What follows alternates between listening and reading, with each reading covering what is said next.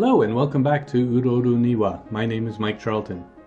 The last time we picked up a drunk, Balmric Stackerdurol. Now we have 3 people in our party. Today I'm going to do something a little bit different, I think. Now that we have a fairly large party, it'd be nice to explore some of the history of our companions and to try and see how they fit into the world. Because it seems a bit strange to go wandering on an adventure with people that you don't know anything about. Because I'm just going to actually move into this drinking mound. I'm just going to wait for Arat to come in. And now if I look at companions again, you can see we now have 2 companions.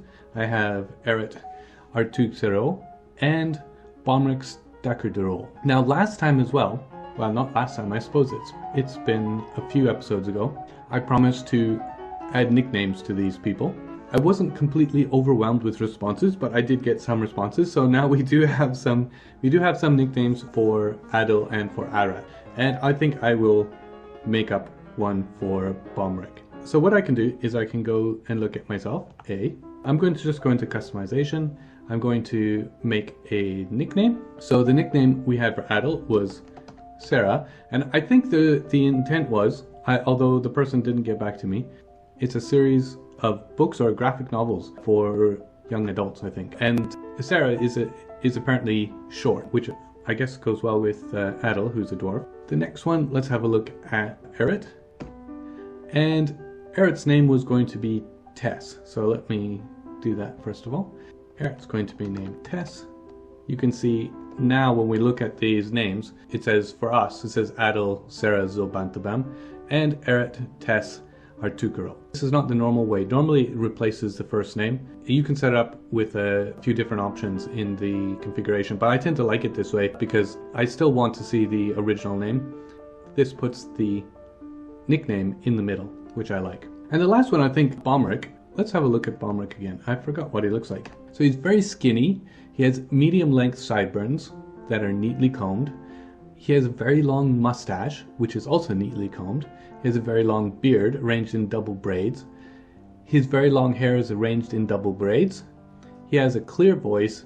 He has small lobed ears that are short. His slate grey eyes are slightly sunken. His head is somewhat short. His hair is amber. His skin is pale brown. His nose is somewhat short. For being a drunk, he seems fairly well turned out actually. But I think I'm going to call him, this is a Japanese, not necessarily nice thing to call somebody, but I'm actually going to call him Osan. I think it's a contraction of Oji-san, which means uncle basically, but it kind of means someone who's a bit middle-aged and maybe a little bit ne'er-do-well. For profession name, he's currently a drunk. I don't think we'll be a drunk. Maybe he will be, well, he'll also be a companion for now, until we find some better profession names for these people. So now that we're here, I'm going to try talking with these people. So we were talking with Balmric before. I'm going to talk to him a little bit more.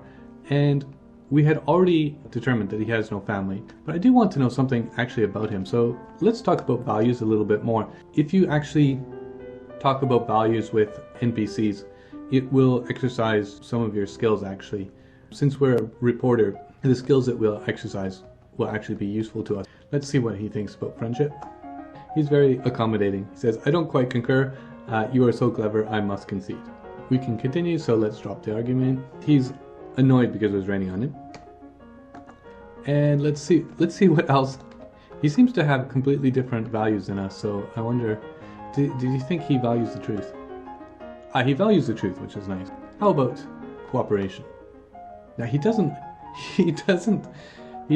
like cooperation. Now I'm getting a little bit annoyed by his obsequious tone, so I'm going to deride the flattery. Oh, interesting. So a few weeks ago, Olan Syrup Mornings became mayor of the Trustworthy Dice. I don't know if you remember, but Olan Syrup Mornings was one of the people we were looking at in the event. There we go. Mayor Olan Syrup Mornings. We were speculating that this expedition leader, Eshtan Rafnat, and Olan Syrup Mornings were reclaiming I forget which place this was, so let me just center on that. Hammer Shakes, that's it. So it seems that Balmric actually knows something about that. He doesn't know. Well, that's useless, Balmric. Why did you bring it up if you don't know anything about it? Alright. One more set of values here. How about the nuances of self-control? So he's still flattering us. Alright, I'm going to drop the argument. He likes to argue. Oh, that's interesting. So it says, I got into an argument, I'm very satisfied. So Balmric actually likes to argue. Some dwarves like to argue, and that's probably why he's disagreeing with everything that we say. But let's start a new conversation. Let's talk with Arat, who is now Tess. Although it doesn't say, does it? It says talk with Arat, which is kind of annoying. We're going to greet the listener. It's always good to greet who you're talking to. And I'm going to actually ask a bit more of her values. So for instance, like, is she loyal?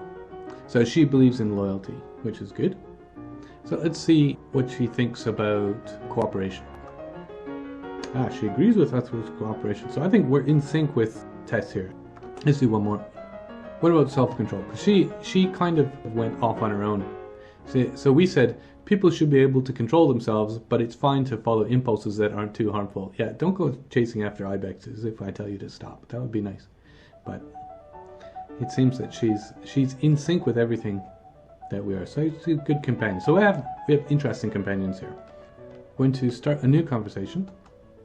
And I'm going to begin a performance because I'm going to tell a story. We've talked to people in our party. So what I'm going to do is I'm going to talk about Tess. Here we can see some information. This is actually a really useful way of finding out about people. So Arat Tess Templeclutch is a human born in 102. Now it's now 125, so she's 23 years old. She's quite young. She's the eldest daughter of Ashi Dabbled Sculpture and Rimtil One Harvest. Because we talked to her, we get some information about her. And now if I now click on Tess, so we can see that, for instance, she settled in Dwelled Tunnels in 104, and she started as a farmer in Dwelled Tunnels, and then she started scouting around the area in 122. In the spring of 125, she visited Ernecho, and in 125 she joined Adil Sarah Banner Hushed to live a life of adventure.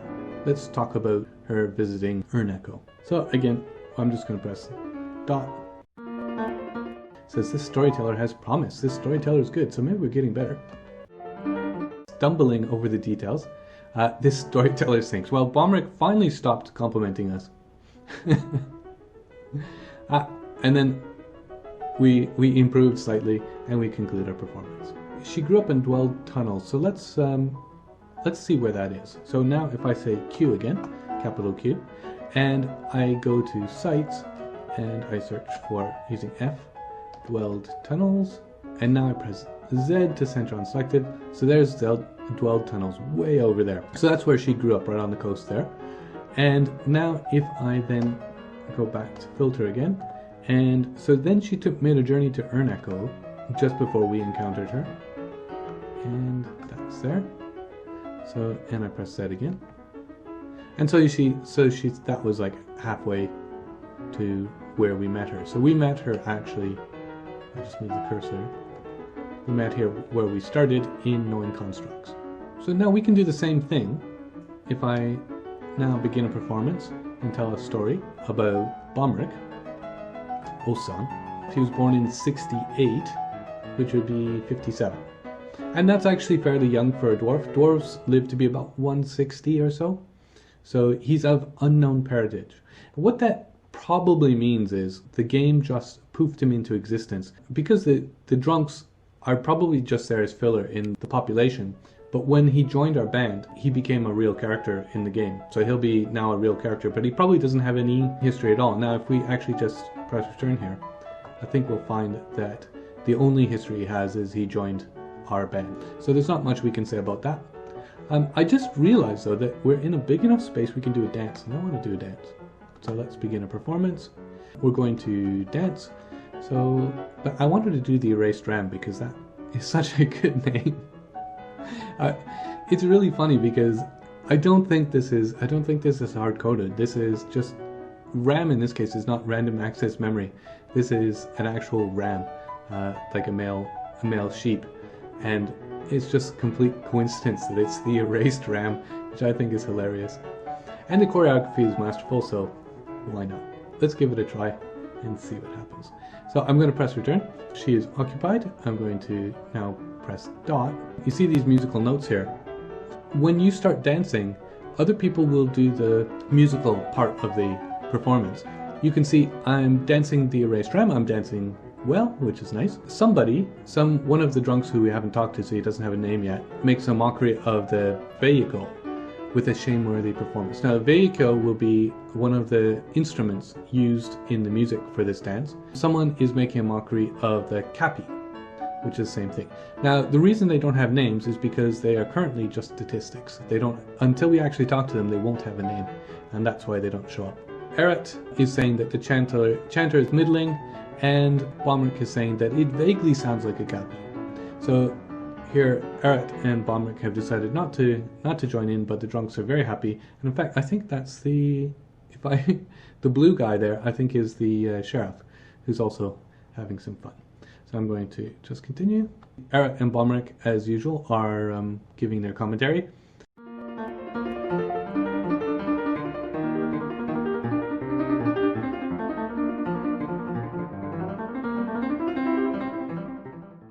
This is a very long dance. Much longer than I was expecting. I concluded my performance.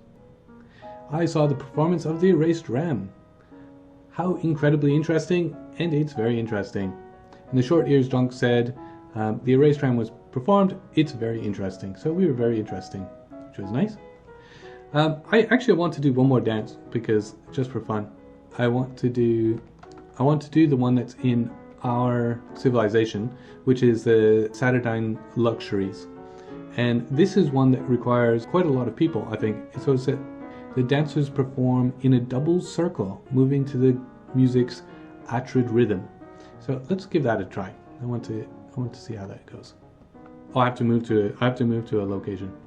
I have to move to that X. There we go. Everyone's dancing quite well. And somebody's dancing exceptionally.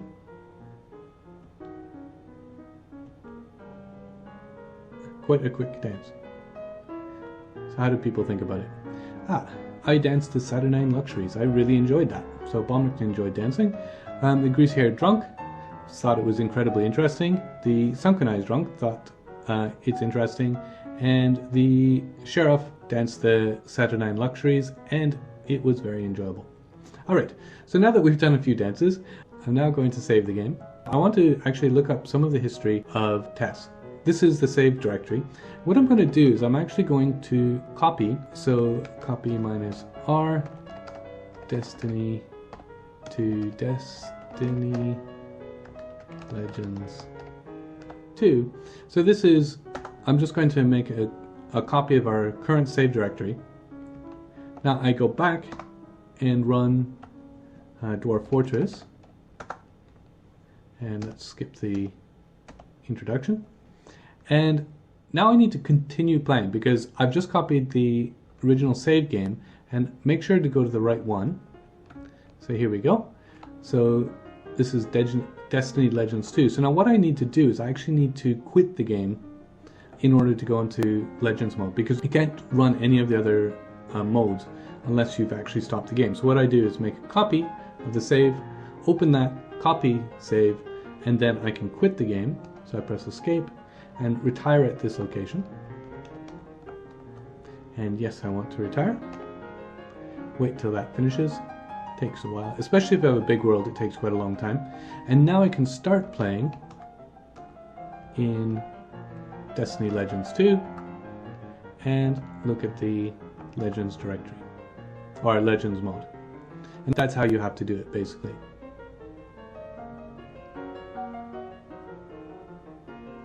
Alright, so what I want to do is I want to look at historical figures, and now that we've gotten nicknames, I can actually search for Tess, and you will see that she shows up. There we go. So there's Tess, and if we now look at her, we can see that Tess is the eldest daughter of Ashy Dabbled Sculpture and Rimtail One Harvest. And it gives basically the information when we did the stories, gives the same information. You can see that she has related historical figures. And these are her related entities. So she was originally in the Coalition of Life, and she later moved to the League of Scolding. Now this is how you can actually find out where someone was born, and the Coalition of Life was the first government entity that she was a member of. And that means if we look up the Coalition of Life, we can find out what city that is related to. And then she moved to Dwelling something or other, so that's the League of Scolding. So yeah, there we go, Dwell Tunnels. So she moved to Dwell Tunnels. So if we want to know where she was born, we just need to look up the Coalition of Life. So let's do that. And to do that, I just go down to civilizations and other entities, and it's the Coalition of Life, I think it was. So F again, coalition. You notice in this game there seems to be lots of coalitions. So there we go, the Coalition of Life. There's also a Coalition of Lips, which seems pretty cool. The Coalition of Life. This founded Weakenfog. So she was actually born in Weakenfog. And you can see that it was started in 97. So this is a fairly young town. So it's where she was born. And actually, let's look up as well in sites. Let's look up Dwell Tunnels. And you can see that this was actually founded in 104. It's actually founded the same year that she moved there, and so you can see here that she was one of the founding members, which is a bit weird because if you look here, so her parents are not among the people who moved there, which is a bit disconcerting. I've noticed that in the history is that children sometimes move to towns without their parents, and if we actually look and see again, if we look for Tess, we can see what happened to her parents. So her parents are Ashy Dabbled Sculpture and Rimtail One Harvest. So they did not go. And if we look at where they are, let's look at Ashy Dabbled Sculptured first. So again, filter and backspace. So Ashy Dabbled Sculpture. There we go. So this is Tess's mother. She settled in Weakenfrog. She married Rimtail One Harvest and became a farmer. And so she's still in Weakenfog. For some reason, she didn't move with her daughter to Dwell Tunnels. You can see that she has several children. Tess's youngest sister was only born 5 years ago, so she's only 5 years old. Her closest sibling is the next eldest daughter, which is born in 103, so it's only 1 year younger than her. And they worship Bexer, the Wisps of Blossoming. Her father's name is Rimtil One Harvest. Rimtil's had an interesting life, actually. In the winter of 89, which is the same year he was born, so he was just a baby, Lurshi Shakenvise, the Whispers of Snarling, attacked him, and he escaped unscathed. It's not surprising he didn't defeat a titled opponent while he was still a baby. That would be impressive. And then in 97, he moved to Weakenfrog. He married Ashi in 101. He became a fishery worker, but then he started wandering the wild. So he's a ranger, and that's probably why Tess has become a ranger as well. So he's currently wandering the wilds, but I guess he must visit his wife occasionally because they've had that many kids. Not a very attentive father, it seems, but he does occasionally come home, apparently. I've actually looked through some of this information before because I want to just show you a few more interesting things. I'm going to look for a specific person who's in Tess's background, and let's see if I can find it. But you can see her grandmother was attacked many, many times. Ah yes, here we go. This is what I'm looking for. You can see that her great-grandfather is actually still alive, so Mamba Vilstud. So this is her great-grandfather. He was born in 41, which makes him, he's 84 years old. So her great-grandfather is 84 years old. And you can see here that Tessa's grandmother was actually struck down by the Horror of Shadow Core Bonegraves, the Tomb of Umbras. So her father I want to look at here, who's still alive. His name is Mamba Vilstud. He's quite an interesting character because he is the sixth eldest son of Loli Dresserns. He became the war leader of the Confederacy of Crystal. So he's actually the general of the human civilization, the Confederacy of Crystal. And you can see he led attacks on the Whisker of Equality. Now the Whisker of Equality is the other elvish civilization. I forget what the first one was called. Mamba led attacks against the Whisker of Equality, and you can see there were many, many attacks against the Whisker of Equality. So these attacks, you can see, they started around 56, and then afterwards, in 86, he made a journey to the Violet Dunes, and he tamed the jaguars in the Violet Dunes. He then returned to Spiral Skunks, and he made a journey to the Prairies of Waiting, and he tamed the giant moss in the Prairies of Waiting. And then he's returned to Spiral Skunks again. So this is quite a character as well. I mean, on the same level of interest as Zom Prestige Papers, and this is Tess's great-grandfather, who's still alive actually, which is quite interesting. Now, just before I go, I wanted to show you one more thing, and that is if we go into, it says the Age of Myth. If we go into here, this gives us some history about the world. And what I want to do is I want to actually see the conflicts.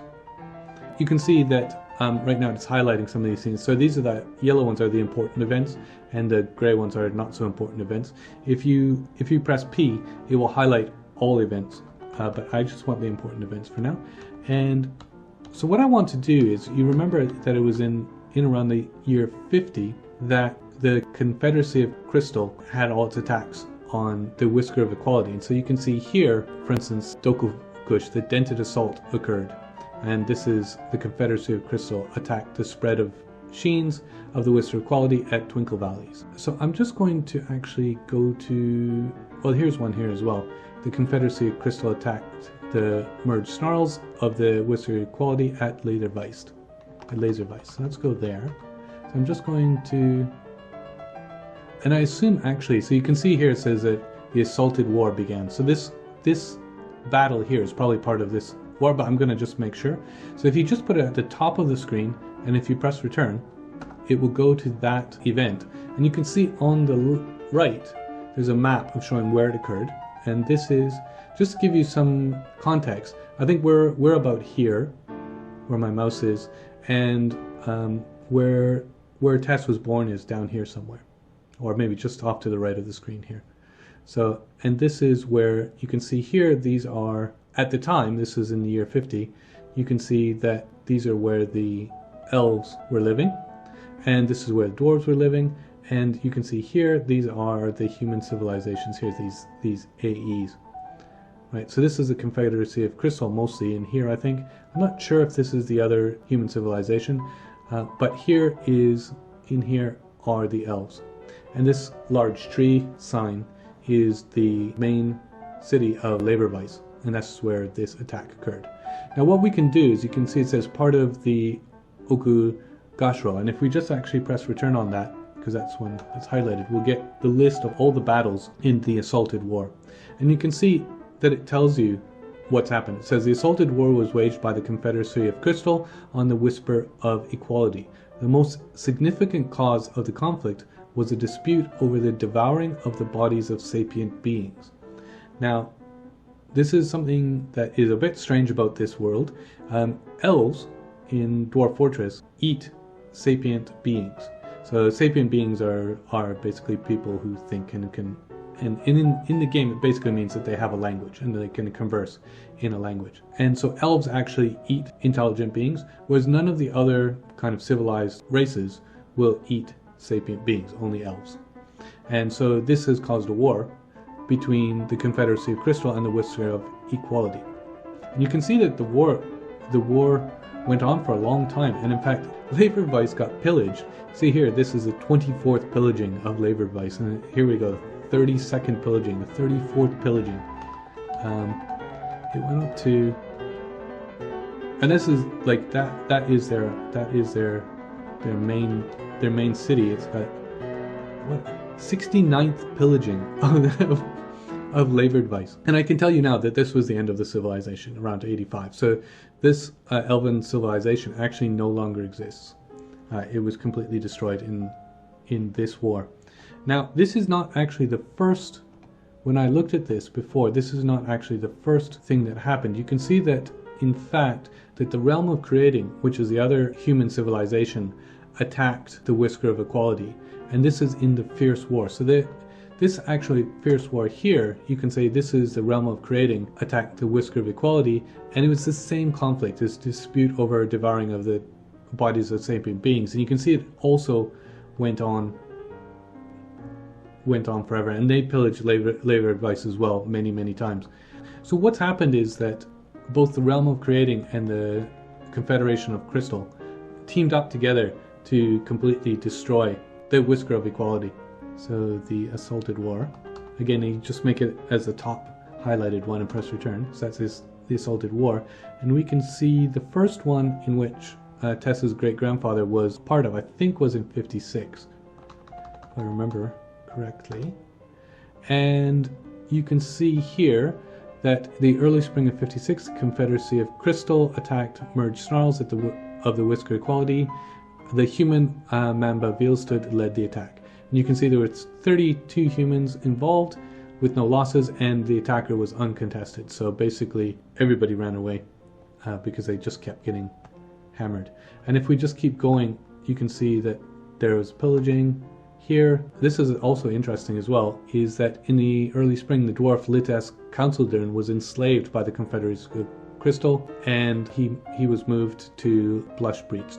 So the Confederacy of Crystal is enslaving other people in these wars. And so if we go visit the Confederacy of Crystal, for instance, we may find that there's some slaves there that were captured in this war. And here we can see that Mamba Veilstood led the attack again. Interesting, there was a horror shadow on the side of the attackers. So I don't know which horror shadow that was. If it's the one that ultimately killed Tess's grandmother, that would be ironic. And again, they were uncontested. Here, again, horror shadow is fighting with them, and the elves are not fighting back at all. Here, again, no horror shadow in that one. And it looks like at this point they're not fighting back at all. So the Siege of Craziness. Again, nobody's fighting back. So basically they're just stacking labor advice over and over again. And labor advice, I think, basically people keep going back to it, but then they don't fight back. So all uncontested.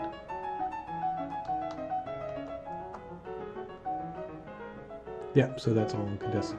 Now you may wonder, for instance, like at the beginning of this war, say this one, you will see that Tamed Birthright was what led the attack, whereas in 56, we go here, we can see it was Mamba Veilstood. So Mamba Veilstood is Tess's great-grandfather, and so you might wonder why did that change occur? Again, if we look here. Yeah, Tamed Birthright led the attack in 54.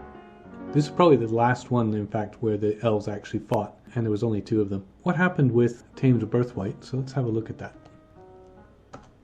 She was a dancer. She became a member of the Order of Rivers. Let's remember that name, because that is going to be interesting. And then you can see that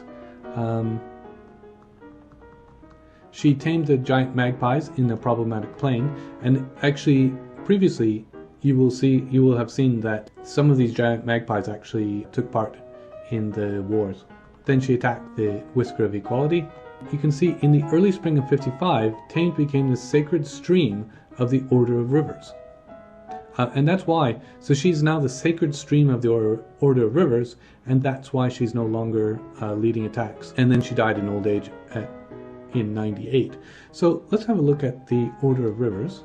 So we can see what that is. So that's, we say civilization, other entities, and if we search for Order of Rivers, you can see that the Order of Rivers was a human religion of the universes of destiny, centered around the worship of various beings. So the Order of Rivers formed in Golden Church in Spiral Skunks, and the first leader was, which is this sacred stream of the Order of Rivers, was Bempta Folded Pondered. Bempta also ruled from the Goldenrod Church. So you can see Conmor's Shard Shovel became a member, and then Tamed Birthright became a member, and in 55, Tamed Birthright became the sacred stream of the Order of Rivers. And just to save us from having to look, I'll tell you that I already looked, that this was because the first leader, Bempta Fondle Pondered, died of old age, and that's why Tamed Birthright became the sacred stream. In 98, if you remember, Tame Birthright also died of old age, and the human masked rhyme frogs became a sacred stream, and a few other priests have joined the order.